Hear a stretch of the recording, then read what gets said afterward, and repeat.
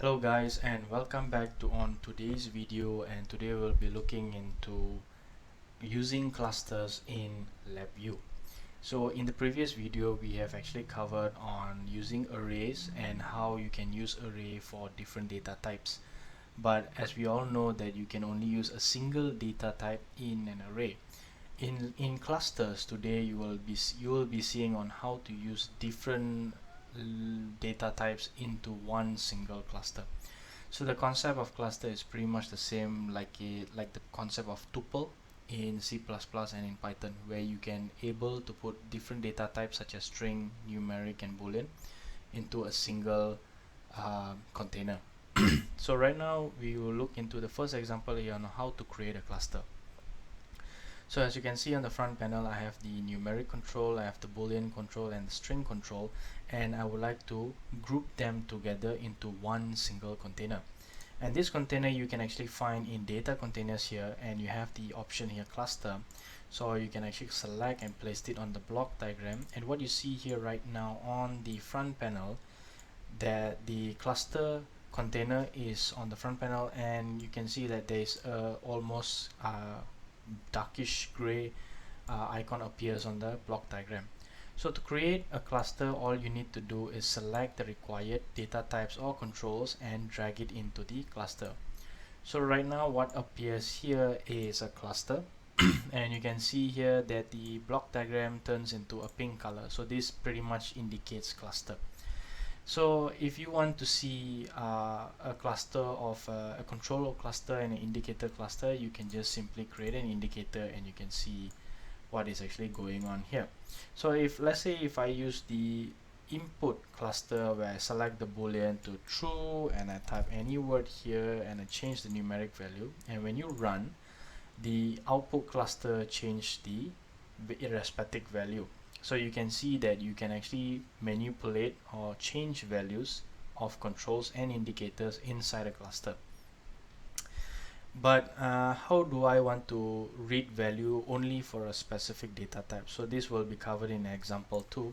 So what I'm going to do is I'm just going to create a simple copy of this cluster and place it downwards. And now I do want to read a cluster from, I do want to read the data from this cluster, and I just want to read the boolean value for this cluster. So what I need to do is I can actually go into the block diagram, and in the functions palette you can see there is the option of cluster, class, and variant.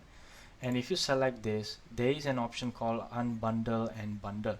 Most of the time when you want to read cluster or you want to write values into clusters, you will often use the bundle and unbundle value. So let's use the unbundle value, and what you need to do here is you just need to link a cluster into the input, and you immediately get the corresponding output terminals for the data type values inside them.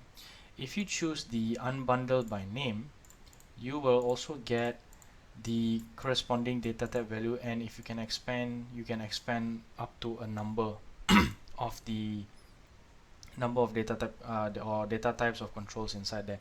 So let's say if I want to read the boolean value, all I need to do is just select an indicator here. Alright, let's place this guy here, and if I press run, you can see the boolean value has been written. So you can actually read separately the controls or the data types from a cluster using the unbundle value, unbundle function. And if you want to write a particular cluster, all you need to do is just use the bundle value. So you have the options of bundle by name and bundle. But let's look into this example where you have this thing called the bundle by name. So now, as you can see, the bundle by name requires an input cluster and an output cluster. So most of the time what you can do is, let's create a copy of this cluster here and place it down here. And what I need to do is I need to write a cluster value inside. So you can actually just simply input a cluster in here, and then you can also put in an output cluster if you want. You can put in the output cluster here.